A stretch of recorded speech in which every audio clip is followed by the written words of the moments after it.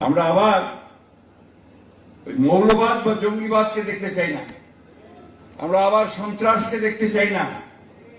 আমরা সত্যিকার অর্থে দেশে একটা সুস্থ, একটা উদারপন্থী গণতান্ত্রিক ব্যবস্থা দেখতে চাই। বাংলাদেশে মৌলবাদের উত্থান কোথা থেকে দেখলেন আবার নতুন করে?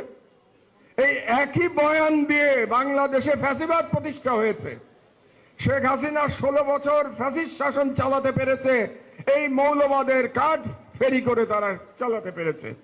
এই মৌলবাদের কার্ড ফেরি করে বাংলাদেশে গুম খুন হয়েছে, এই মৌলবাদের কার্ড ফেরি করে বাংলাদেশে আয়নাঘর হয়েছে, এই মৌলবাদের কার্ড ফেরি করে বাংলাদেশে বিচার বহির্ভূত হত্যা হয়েছে, হাজার হাজার মানুষকে হত্যা করা হয়েছে মৌলবাদের কার্ড ব্যবহার করে।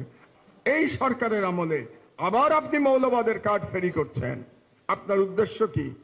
আবার নতুন করে নতুন কোন আদলে ভারতীয় সাম্রাজ্যবাদকে বাংলাদেশে প্রতিষ্ঠা করা, এটা আপনার উদ্দেশ্য।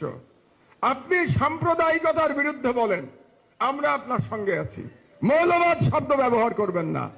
মৌলবাদ শব্দ ইজ এ ন্যারেটিভ। এটা হচ্ছে ওয়ার এগেনস্ট টেরর। বুশের যে ওয়ার এগেনস্ট টেরর এবং ইন্ডিয়ার হিন্দুত্ববাদের ন্যারেটিভ হচ্ছে মুসলমানদের মৌলবাদী বলা, এটা তাদের ন্যারেটিভ।